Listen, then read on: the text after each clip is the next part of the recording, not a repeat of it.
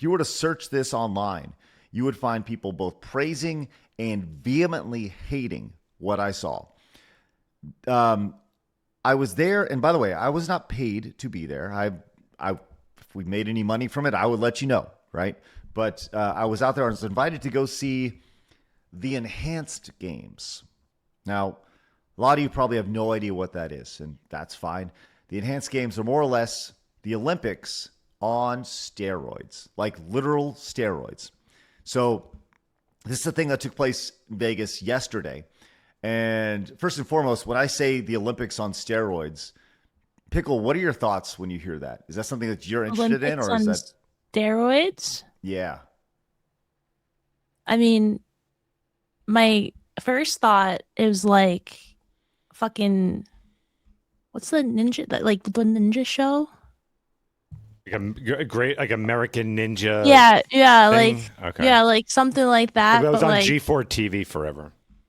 yeah, but like that level of intensity with everything. it was pretty intense. It was intense. Mizuki, are you a fan of the Olympics? No, I'm not. Okay. Are you a fan of I'm sorry for steroids? being boring, Craig. You're never boring. I could just listen to you say "get to the chopper" over and over again, and I'd be happy. Um, Mizuki, are you a fan of steroids? No, I'm not. Oh, okay. Well, Unless the person needs a reposition, like I don't know of some hormone that the person doesn't have, like yeah. Then okay. if that is not the case, then no. Well, this was very interesting because I was invited out to go watch this thing yesterday, and this was an event that they did swimming, they did track and field, and they did weightlifting, and this was probably the best produced event I've ever been to, as far as the venue, the lighting, the camera work, the money that was put into it. It was stupid the amount of money that was put into this thing, and the premise is very simple. We're going to take these world-class athletes. We're going to put them on protocol. That's kind of the phrase that they have. Whether it's not just like, it's not like in the 90s when you think of baseball players like shooting up on steroids and hitting dingers, right? It's all pretty scientific. And so what they did is they brought everybody together like 3 months ago, and they made custom protocols for them. And, well, the idea to design and hopefully beat their personal best and possibly break a world record in these events, and take away the stigma of what these would be considered doping in these sports, right? Because you can't use steroids or anything like that in the Olympics, although the vast majority of people do. And I think that's the one thing that we learned last night was there was only one, I say only one world record broken last night, but there was probably 25% of the people who competed in it broke like their personal records, which was very, very neat. But this was like a firestorm of controversy online. Like there's so many people who are like, oh, F that, F that, F that. The logic behind it was really interesting. It was one of those things that when you're there and you're witnessing it, like I totally get what they're going for, because these are not athletes that, like, I would say 50% of them, maybe even like up to 75%, have competed in the Olympics. Some as recently as the most recent one in 2024. But they are all, at one point, they've either been pushed out of their sport from not being able to make enough money, or they're on the downside of their career. One case, there was a lady who hadn't swam competitively in like 4 years. She hadn't even like been in a pool, and she started training, and she set a personal best. She hasn't been competitive in forever, but she broke her personal best by like 2 seconds in a swim meet, which is like ridiculous. So it was really interesting to watch, and like I said, it was a firestorm of controversy online, and people were like, F this, whatever. And I get it, because we've been conditioned to think about how bad steroids are. And I think, me too, this idea of, shooting yourself up with needles and stuff like that. But apparently that's all changed over the years. And if anybody who has been out and about and listened to any radio programs, or you hear about HGH all the time for men, testosterone boosters and things like that. I mean, Phoenix, I'm sure you've heard plenty of that, right? You hear about testosterone boosters and peptides, like all that stuff. I don't even. Right. I'm a little ignorant to that versus like actual steroids, but I think it's all in the same group. I don't know a damn thing about peptides. I have no idea. I think that means. That's one of the things that they're encouraged to use in these games. I think. Yes, and that's why there's like it's all overseen by doctors. They're not like, here's a bunch of drugs, use them as you want, right? It's like they make a custom protocol, or I guess you could say like a cocktail for these folks, right? But it was interesting to see because the reception of it was like, oh, all these has-beens who have gone in there, get all these people, and so what if they set records? But the point is, like, these people are way past their prime athletically, and they are setting records, and that's pretty freaking amazing. That they're doing that. And if you think about the idea that these folks, if you do not make any money if you win a gold medal, you make like $10,000, right? And you've trained your entire life to get there and you get a gold medal. Congratulations, right? And like I said, when I was speaking to some of these athletes, almost all of them were like, I can't make money doing this. I can't make money swimming. I can't make money running in track or even weightlifting. So they were offering $250,000 for winning the race. And if you set a world record in some events, you got an extra $250,000 there. Wow. And other events, they offered $1 million for a world record. So it was crazy to see. And I think a lot of people were looking at this and saying like there should be all these world records broken. And I think this is like the top percentage of athletes in these individual sports. They're also athletes that, like I said, weren't necessarily at their peak, right? They were on the downside of their career or whatever. And it was, with the exception of one, there was one weightlifter who was currently the world's strongest man. And, they're used to like lifting boulders and stuff. And he was lifting a bar, which, they were trying to set the world record for like deadlift. And that guy Thor, who played in Game of Thrones, the Mountain. Blabs, you know that guy? No. Oh, okay. I know him really well. Yeah. Do you know Thor, the Iceland guy? Yeah. That guy is huge. I'll tell He's you a what, mountain. man. Yeah. I shook his hand. Like, I'm 6'4", Yeah, right? yeah. 6'4". My hand has never been engulfed by another man's hand before. And each one of his fingers felt like a brick. I felt like I was like legitimately shaking hands with a golem, or just like Deli this digits. giant brick monster. It was crazy. But yeah, it was a really neat experience. And I think that's the thing is when you look at where this is going to be in a few years, I think that you will see athletes that are probably in their early 20s that say, why am I trying to win an Olympic medal when I can make a great career racing in this like enhanced games and make $250,000 for the same amount of work as opposed to $10,000 and a stupid medal, right? Because people will follow the money when it comes to this. And, so it was interesting to say the least. And like I said, it was very polarizing. And enjoyed it. They talked about this guy Christian. He's one of the founders of it, and he was talking about like what a great event it was. And there was a big world record that was set at the very, very end. It was kind of like a fairy tale ending. They did a very good job of telling the story. It was produced exceptionally well.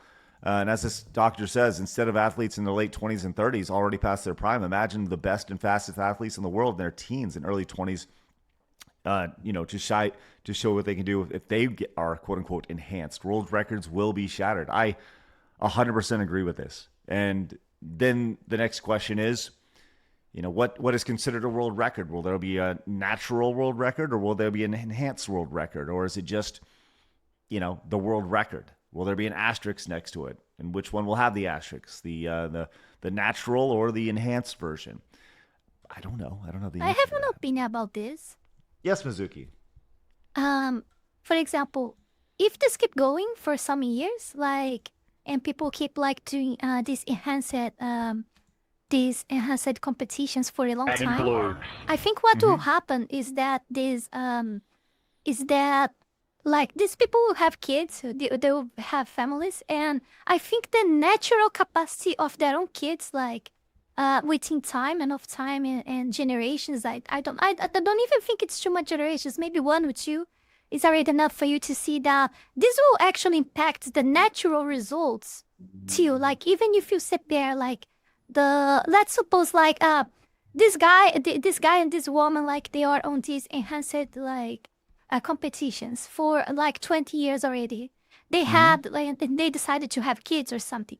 And these kids, even though they grow like and stay natural, probably they will have like a something of kind of enhanced natural ability. Maybe because it's the first generation, that will be something very insignificant, maybe like 5%, 3% more, something like that. But imagine like 2-3 generations of people on steroids for competition, having kids. Like even the natural competition will be influenced just because these will start passing by genes to the next ones. This is what I believe. So I think it's pointless to actually separate them. Yeah, that's actually real interesting. It's an interesting thought for sure. The idea, it's kind of like putting hormones in a chicken, right? You know, like you have a hormone chicken pumped up with all sorts of steroids and stuff, which is, you know, that's how they make chicken in America, right? They have they pump it through these hormones, and then we end up eating it, and then we end up getting those hormones as well or whatever. Yeah, I mean, I totally understand that sentiment. I think that's an interesting theory for sure. I'm curious, chat, like, is this something that you guys are interested in? Because I'm really fascinated by this idea. And the reason why I was interested in going to this is, you know, we call our audience, like, you know, everyone who watches just normal men, right? We have normal men who watch our show on a day-to-day basis. At some point, y'all are athletes. You know, you went out and then you got married. You had a couple kids. You mortgage dog, right? You know, like, look, we're all there, right? We all work our jobs, but I think there's something interesting about the idea of the one thing that I consistently heard over and over again was, by the way, this was from people who weren't in the event, was how much better scientifically this has gotten, and ultimately how much better people who have begun some sort of protocol that are like my age or older feel. I was talking to one guy who played professional baseball, and he's now in his 50s, and he was like, I feel like I'm 25. I feel effing great from this. And, you know, it's not like a silver bullet that just immediately cures you or anything, but I do think there's an interesting idea here of seeing if there is an opportunity to scale this to the normal man, right? And enhance your life. So I'm intrigued by that idea because, you know, look, I think we all put on weight and we all want to work it off. It gets harder and harder over the years. And, you know, the idea of going from normal to somewhat enhanced, or at least kind of not reliving the glory days, but just being able to pick up your kids or run around with your kids or in time grandkids or whatever, and keep that longevity going. I think that's a big win. You know? Yeah, So, I kind of agree with you on that. Like wholeheartedly. I mean, especially if this competition is meant for everybody to be, like, if they're all taking performance enhancement drugs, like, that's perfectly fine. I'm not bothered by that at all. I'm personally not. I mean, obviously, if you're not harming yourself, like, obviously, if you become like a super active steroid user, like, you're going to be harming yourself in the end. But if it's regulated with doctors, and it kind of reminds me the same thing, like GLP-1, like weight loss drugs, they're not even have to be used for, you know, burning that visceral fat in your body.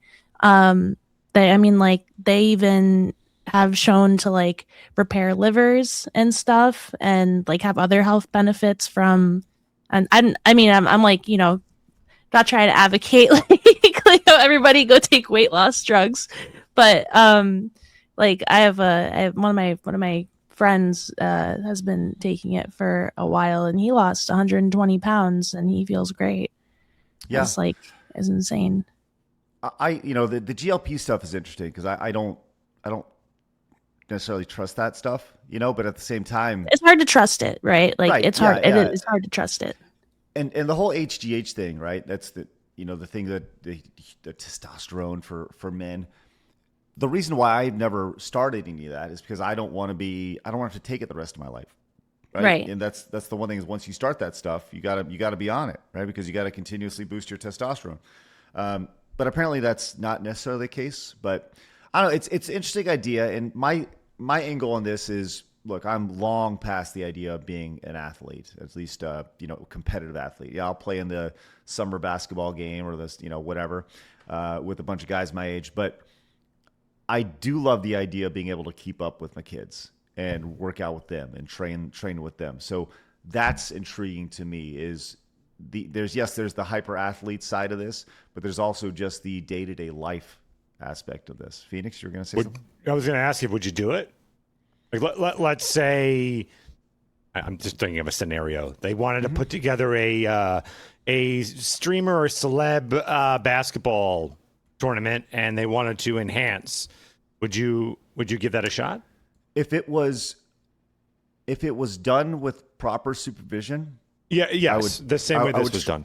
Yeah, I'd strongly consider it.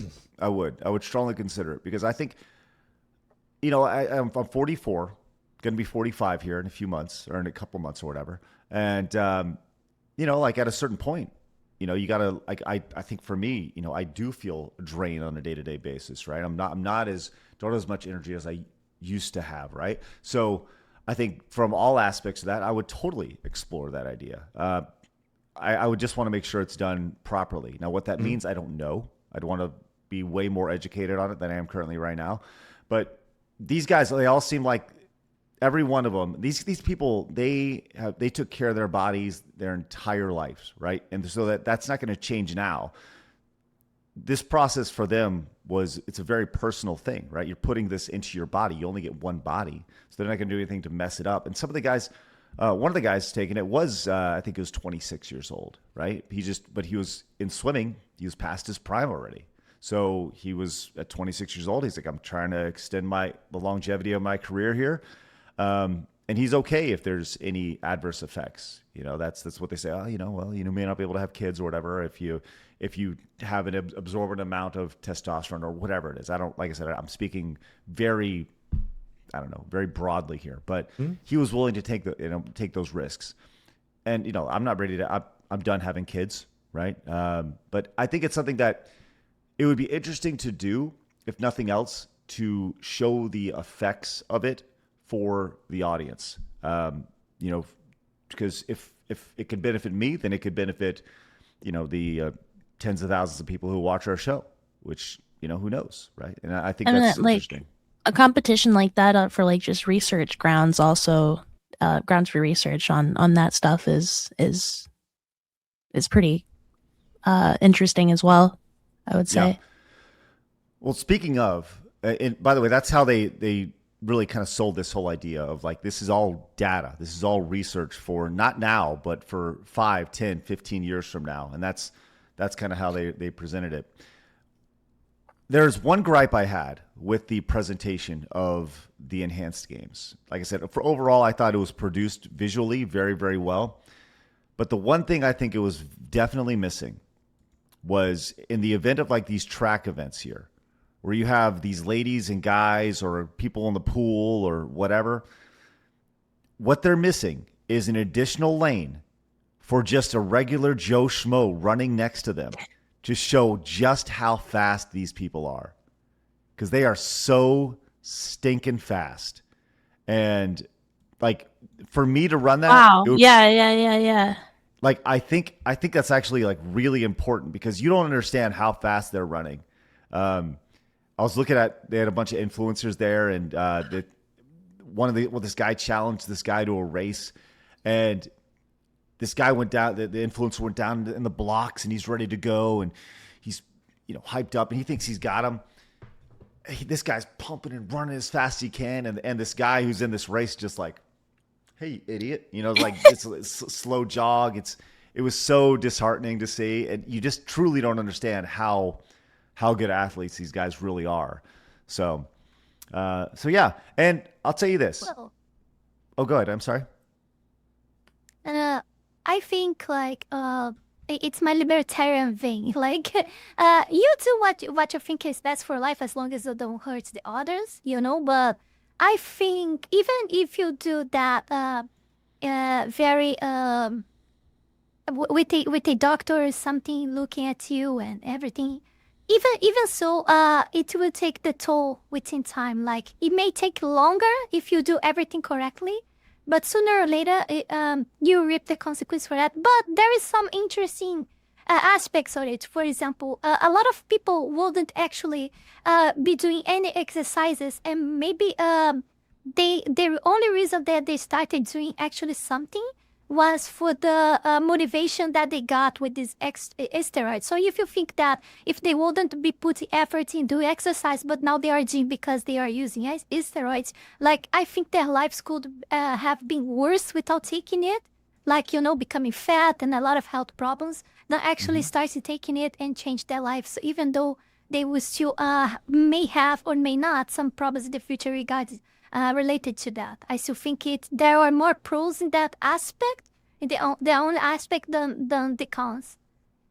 I think the biggest thing with all this is it just comes down to accountability, right? And any sort of enhancements that you would do, they're not going to work unless you do the work, right? That's really what it comes down to. Is you still need to get in the gym, you still need to do better eating and all those things.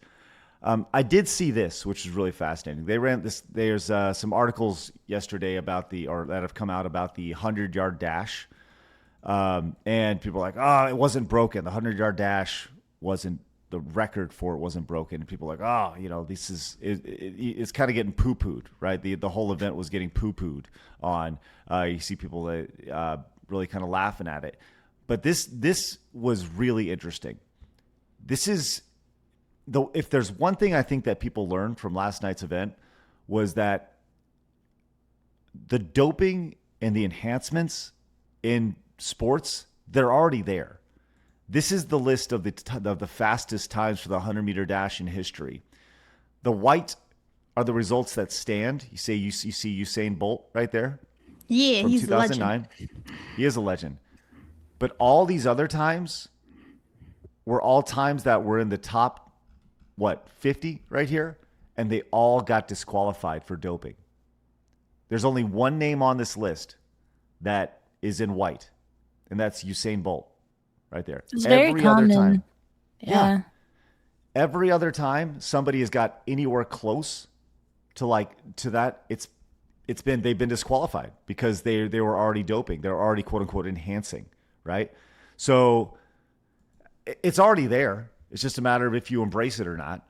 So, but I'll tell you this, if there's one thing that came out of last night's event, going there, is that at least I ran into Ian Crosslin.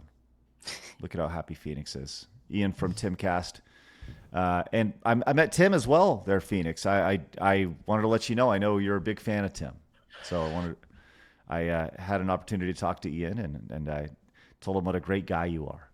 Thank you. I appreciate it. Ian's a very interesting guy. I'm sure he chewed your ear off of like all sorts of things, graphene, the fourth dimension, all sorts of stuff. He can get he basically is like the weed guy all the time. I'm not saying he's doing it, but like, it's like the stoner guy who knows the universe.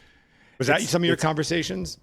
Well, I would say, or is it like all shtick? Maybe he's just like a corporate guy. He seemed like he was really into this enhancement games. Just in my interactions with him, we had some really good conversations about it. The one thing about Ian Crosslin is that when you are talking to him, he is zoned in on you. Yes. And he is like, his eye contact, it is boom, right there. Lay it on me, man. Lay it on me, man. Yeah. It's very much like... As you're talking to him, he's eyes and you're staring at him, and you kind of want to like lean back because he's like staring through you, Yeah. But very cool guy, and he would like to come on the show. So we'll need to we will maybe potentially do that. And I guess the producer from Timcast is going to reach out and possibly get me booked to go on Timcast. So that should be Beat. Yeah, they want to talk video games. So Ooh. it would be fun. Yeah, nice.